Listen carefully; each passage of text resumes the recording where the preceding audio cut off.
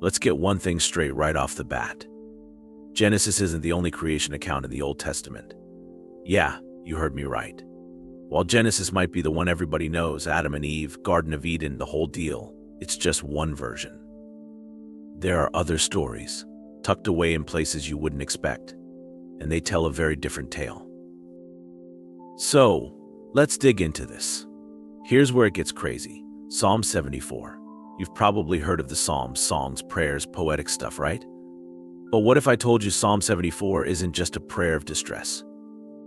Oh no, buried within it, there's a cosmic battle, an ancient fight between God and sea monsters. Yeah, sea monsters. We're talking about a world where creation wasn't this smooth, orderly process, but a violent struggle between Yahweh and forces of chaos. Listen to this, it was you who split open the sea by your power. You broke the heads of the monster in the waters. It was you who crushed the heads of Leviathan. Psalm 74 verses 13 to 14. That's not Genesis. That's not Let There Be Light, or a garden full of flowers. This is God fighting Leviathan, a gigantic, multi-headed sea beast. Leviathan, people. It's like a scene out of a fantasy novel or some ancient myth. And it sounds an awful lot like stories from other ancient cultures, like Babylonian mythology, where their god Marduk fights the sea monster Tiamat to bring order to the universe. Now let's stop and think for a second. You've got Genesis 1, where God speaks the universe into existence in this calm, ordered way, but then you've got Psalm 74, which describes God waging war to bring order out of chaos.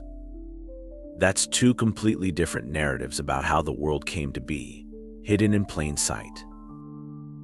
And this isn't some minor detail. This changes the whole way you think about creation. Because here's the question nobody asks. Why does the Bible have more than one creation story? Why do we get this epic cosmic battle alongside the more familiar story, where God just speaks everything into being? Now, let's talk about Leviathan for a minute. Why this creature shows up in more than one place. He's a symbol of chaos, of the untamed forces of the sea that the ancient world believed were constantly threatening to break in and destroy the ordered world. The idea here is that God, the Creator, doesn't just make the world, He has to defend it from chaos. This is huge because it totally flips the way we think about creation. It's not a one-and-done act, it's a struggle. A cosmic fight to keep things from falling apart. This battle narrative isn't just a poetic metaphor. It taps into a deep, ancient idea that the sea, this wild, untamable force, was a threat to order, to life, to creation itself. And God's role isn't just to build the universe, but to defend it from these chaotic forces. So in Psalm 74, creation isn't finished, it's ongoing, and God has to keep chaos at bay. Here's where it gets even wilder, Psalm 89. This one also talks about God crushing a sea monster, this time called Rariab, yet another name for the forces of chaos. You rule over the surging sea. When its waves mount up, you still them. You crushed Rariab like one of the slain, Psalm 89 verses 9 to 10. So again, we see this idea of God as a cosmic warrior, not just a creator but a conqueror, fighting to maintain order. And here's the thing, nobody ever talks about these passages. Everyone's focused on Genesis, but the Old Testament is filled with these little gems, these fragments of different creation myths, and when you put them together, you get a much more complex picture. A picture that shows God not as a distant, detached creator, but as someone who's in the trenches, battling against chaos. And let's be real. That's not the image most people have of the God of the Bible, is it? But it's right there, Leviathan, Rariab, the raging sea, the battle to keep the universe from falling back into chaos. Now, this raises a huge question. Why? Why would these stories, these epic battles, be included in the same sacred text as the peaceful, orderly creation story we all know from Genesis? Were the writers of the Bible trying to send a message? Or were they preserving older stories from a time when people believed the world was always teetering on the edge of disaster, needing a powerful deity to hold it all together? One thing's for sure.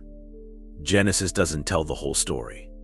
And once you see these other creation accounts, you can't unsee them. They're there. They're vivid. And they offer a totally different view of who God is and what creation means. A God who fights to maintain order is a far cry from the serene, all-powerful figure we're used to hearing about. But that's the beauty of it, right? It's not simple, it's not neat. It's messy, and that's exactly what makes it so fascinating. Let me tell you something nobody seems to be talking about. The Psalms and Isaiah? They're packed with creation stories that completely fly under the radar. People think they know the Old Testament, but there's this whole side of it they've probably missed. If you thought Genesis had all the answers, these texts are about to blow that out of the water. Psalm 89 is a prime example. It's not just a song of praise, it's a declaration of cosmic power. God isn't just creating the world here. He's actively crushing his enemies to keep it all from spiraling into chaos. That's right. Creation in this psalm is built on victory, not peace. God's strength isn't in words alone, like "let there be light." No, this time it's his mighty arm that gets things done, crushing Rarib, this primal force of disorder, right in the middle of the cosmic stage.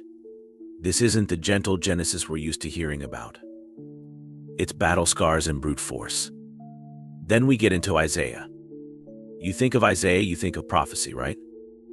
Visions of the future, calls for repentance. But here's the kicker. Isaiah 40 gives us a creation narrative where God isn't just sitting back watching everything unfold. He's stretching out the heavens, like a warrior pitching his tent after the battle.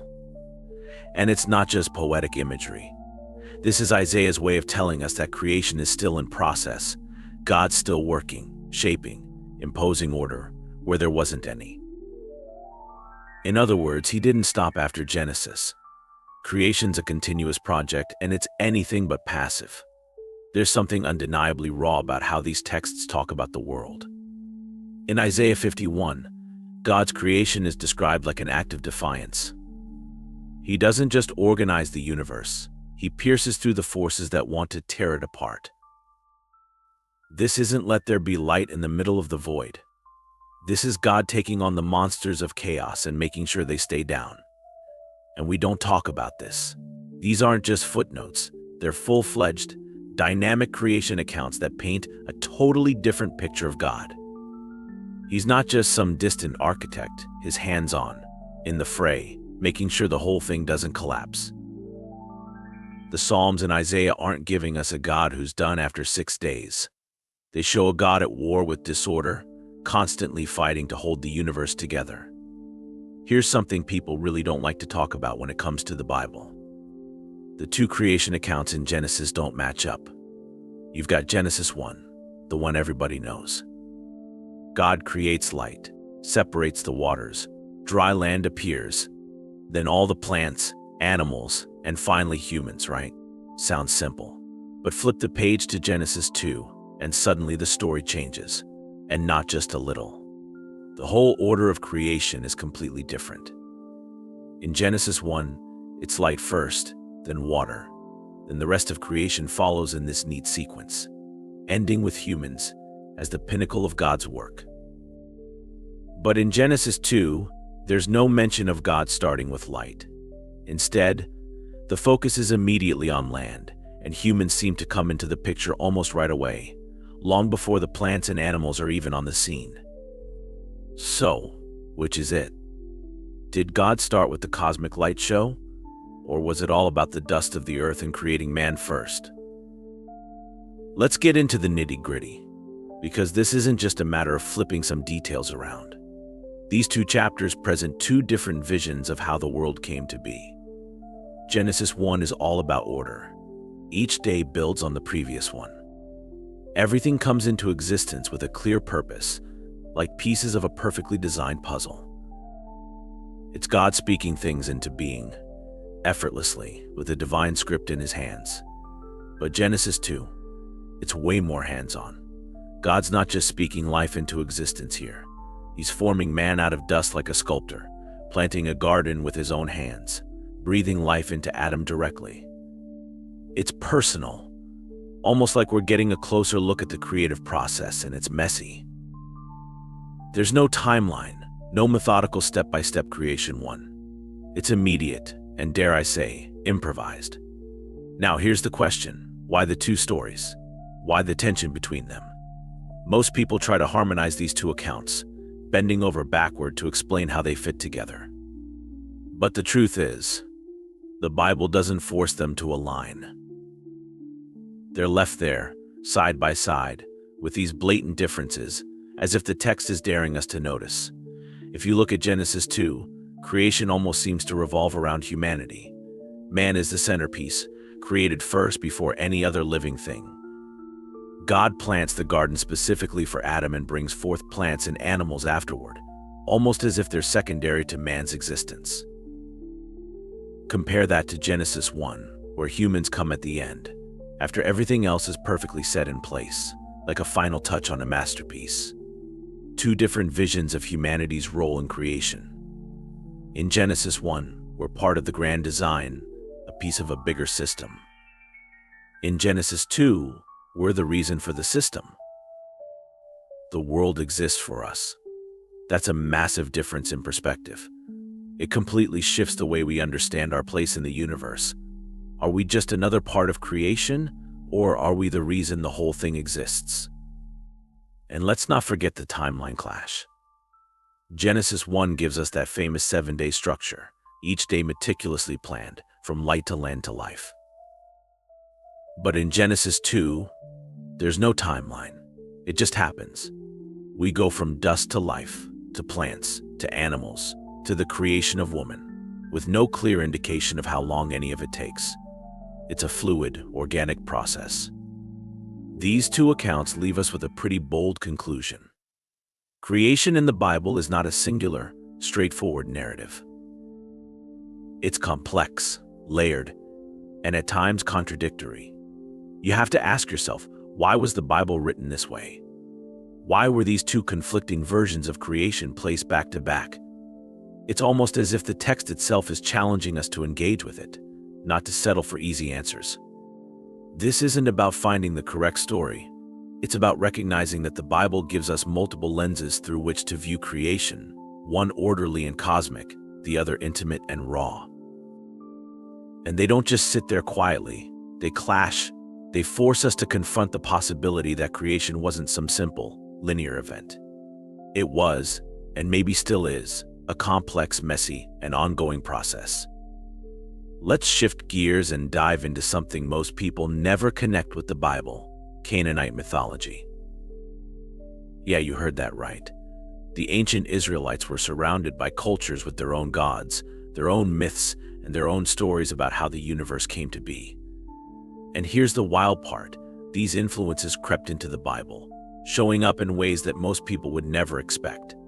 One of the most dramatic examples? God versus Tannin, the sea monster. Before you start thinking, wait, isn't that just some random myth? Let's get into the text. Isaiah 27 verse 1 drops a bombshell. In that day the Lord will punish Leviathan, the fleeing serpent. Leviathan, the coiling serpent. He will slay the monster of the sea. That monster of the sea? That's Tannin, a chaos beast straight out of the Canaanite playbook. And this isn't some fringe verse hidden in the Bible. This is the prophet Isaiah, one of the major voices of the Old Testament, calling out a cosmic battle between God and this ancient sea monster. Tannin wasn't just a random creature. In Canaanite mythology, the god Baal, Yer, the same Baal who's mentioned all over the Old Testament as the god of Israel's enemies, has got his own epic fight with the sea god Yam and this chaos monster Tannin. Baal has to defeat these forces of chaos to establish order, to secure his kingship over the heavens. Sound familiar?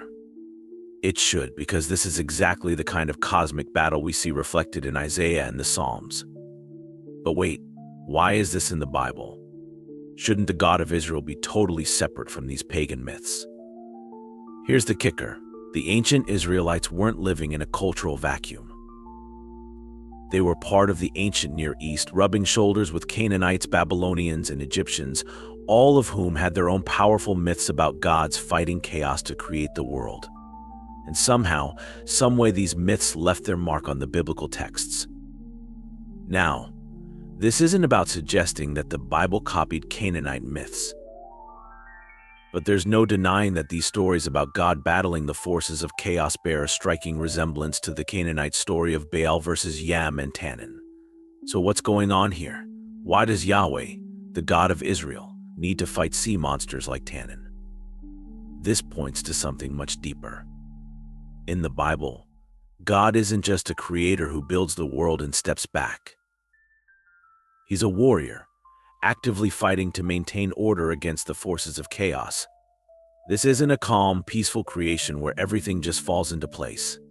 It's a battle, and those forces of chaos, like Tannin, are lurking, threatening to tear everything apart. This image of God isn't a distant deity quietly shaping the world from afar. This is a God who's in a fight, taking on the very embodiment of chaos. You've got Psalm 74 verse 13, where it says, "It was you who split open the sea by your power. You broke the heads of the monster in the waters." This isn't just poetry. This is an echo of the Canaanite myth. But this time it's Yahweh, not Baal, who is the ultimate victor. In the ancient world, this would have been a direct challenge to the surrounding cultures.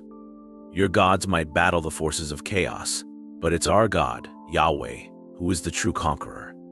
And this wasn't just about mythology, it was about power. By absorbing elements of the Canaanite stories, but flipping the script, the Bible isn't just telling us about creation. It's making a bold, even confrontational statement about who's really in control of the universe. It's not Baal, it's not Yam, it's Yahweh, and he's the one with the power to crush the chaos monsters. So think about this. The Bible, which we often think of as totally separate from the myths and legends of the ancient world, is actually engaging with them, reframing them. It's taking the cultural context of Israel's neighbors, their gods, their chaos monsters, and flipping it, showing that Yahweh is the one who truly rules the cosmos. But he doesn't do it by peaceful decree. He does it by battle, by taking on the very forces of chaos and proving his dominance. This is a God who's dangerous, who fights on the edge of chaos and order, and who stakes his claim not just through creation, but through conquest. That's not the Sunday school version of God. That's not the calm, peaceful creator we're used to hearing about. This is a God who's in the middle of a cosmic struggle, a God who doesn't just create, he fights for his creation. Let's talk about Proverbs 8. A chapter that almost never gets a mention when people talk about biblical creation stories. And yet, it holds one of the most intriguing, most mysterious narratives about how the universe came into being. Unlike Genesis or the Psalms, where creation is a direct act of God's power, Proverbs 8 gives us something completely different: creation through wisdom, or as the Hebrew calls it, chokmah. Now, here's the twist. Wisdom in this chapter isn't just a trait or an abstract concept. No, wisdom is personified. She's an actual character in the story of creation, and she's been there from the very beginning. Proverbs 8 verses 22 to 31 presents her as a companion to God, a kind of cosmic architect working alongside him. The Lord brought me forth as the first of his works before his deeds of old, wisdom says. That's right, before light, before water, before the earth itself, there was wisdom. She's not just sitting on the sidelines, watching God create the universe like some detached observer. Wisdom is actively involved, playing a critical role in how the world takes shape. In Proverbs 8 verse 30, wisdom says, "Then I was constantly at his side. I was filled with delight day after day, rejoicing always in his presence, rejoicing in his whole world." She's not just present, she's rejoicing, delighting, and, in a sense, she's co-creating with God. Now let's pause and think about that for a second. The Bible just gave us a picture where creation wasn't a solo act. God, the all-powerful creator, didn't work alone. He brought wisdom into the process, and that changes everything we think we know about how the universe came to be. In Genesis, God speaks and things come into existence. In Psalms, God fights chaos to carve out the world. But in Proverbs 8, creation is about craftsmanship, about intelligence, about design. Wisdom isn't brute force. She's the mastermind, the one who understands the fine details, the underlying laws that hold everything together. Let's go deeper into what this really means. If wisdom was there from the beginning, this means creation wasn't just an act of divine will. It was guided by intelligence, by order, by a deep understanding of how everything should work. There's a logic to the universe, a blueprint, and it's wisdom who laid that blueprint down. Proverbs 8 paints creation not as a chaotic struggle, but as a carefully thought-out masterpiece, with wisdom being the key to its success. But hold up, it gets even more fascinating. Wisdom says she was delighting in the act of creation. There's this sense of joy, of playfulness, in how she describes her role. This isn't the cold, calculated order you might expect. There's passion here. Wisdom is reveling in the process, almost like she's not just shaping creation, she's enjoying it. She's celebrating it. And that adds a whole new layer to how we understand the biblical narrative of creation. This isn't just about a distant God creating the world as an act of power. It's about collaboration. It's about joy. Now, if we look at Proverbs 8 carefully, this might be one of the most subversive creation narratives in the entire Bible. Why? Because it challenges the idea that God acted alone in creation. It presents the idea that wisdom, a female personification no less, was there, right next to God, working alongside him. In a tradition where male imagery dominates, where God is always described in masculine terms, here we have Chokmah, a feminine figure, deeply involved in the most important act of all, the creation of the world. So why don't we hear more about this? Why isn't Proverbs 8 discussed alongside Genesis when we talk about creation? Maybe because it offers a vision of creation that doesn't fit neatly into the categories most people are comfortable with. It doesn't show us a God who works alone. It doesn't give us a creation built solely on power or conflict.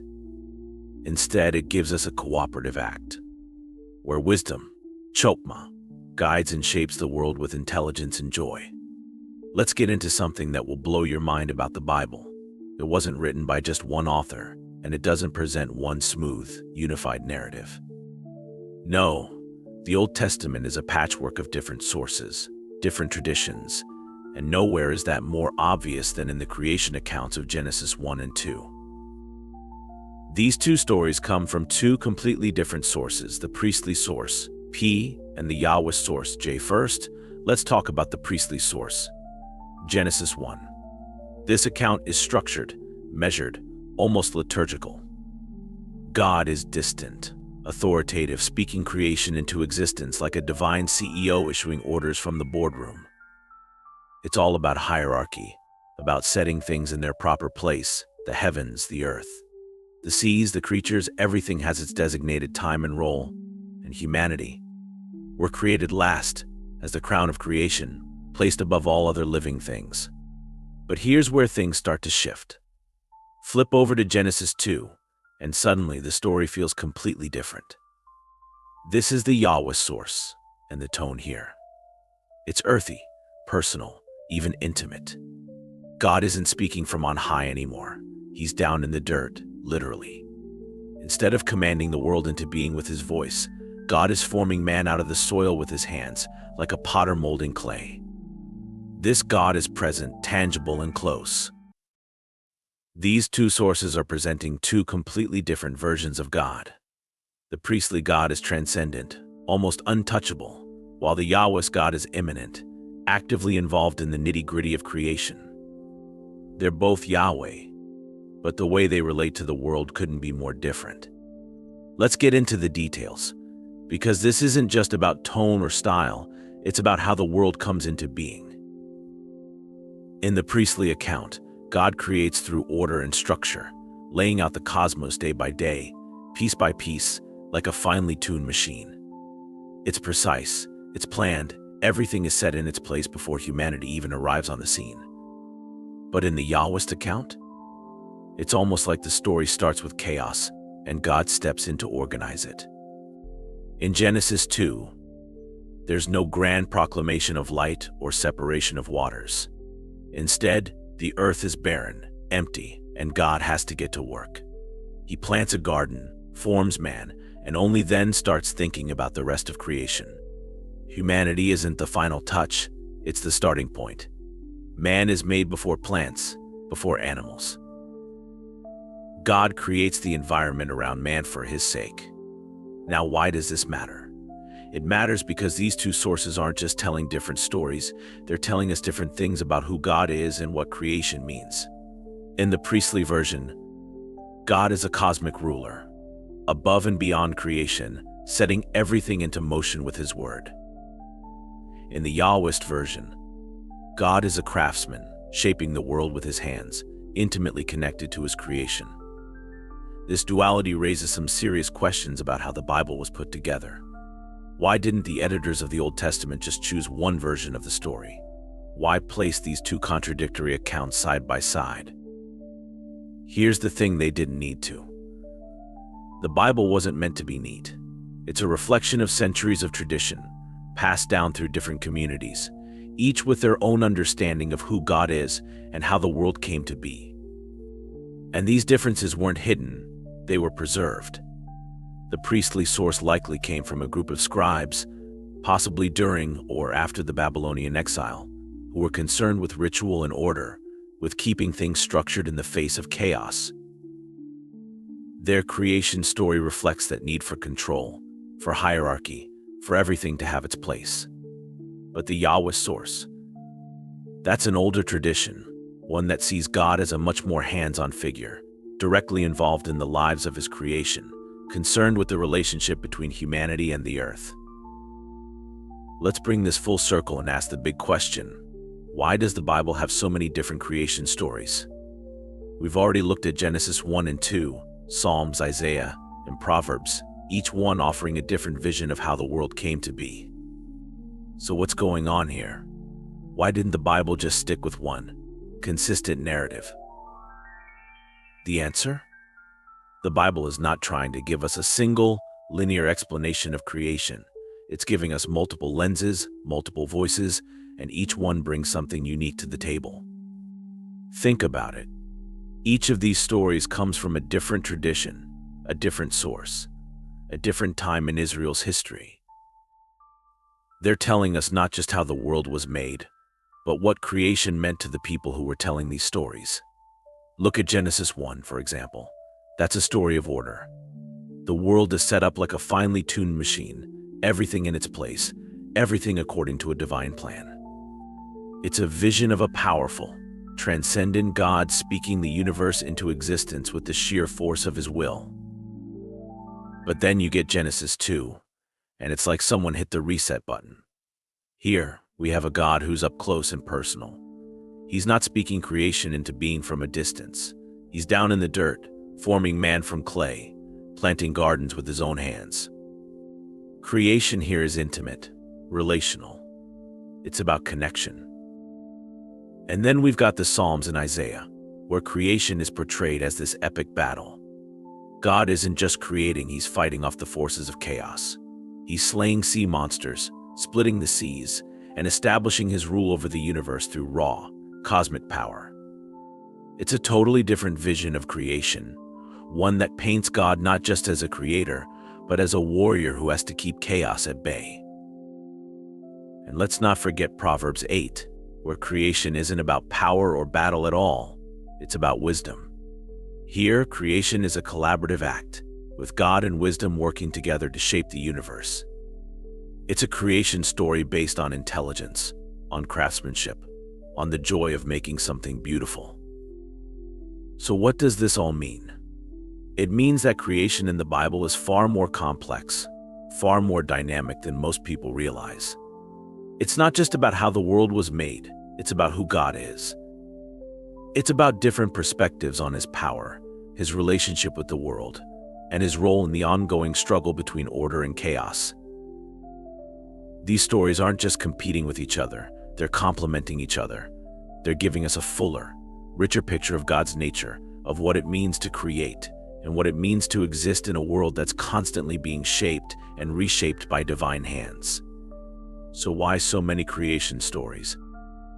Because one version could never capture the full mystery of creation.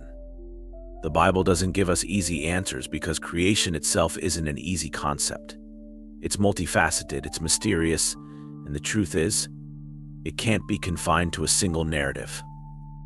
In the end, these stories challenge us to think deeper, to embrace the complexity, and to understand that the act of creation, whether through power, through wisdom, through battle, or through love, defies simple explanations.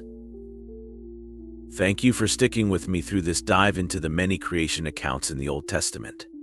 If you enjoyed this exploration, don't forget to like, comment, and subscribe. Let's keep these conversations going. And as always, God bless you all.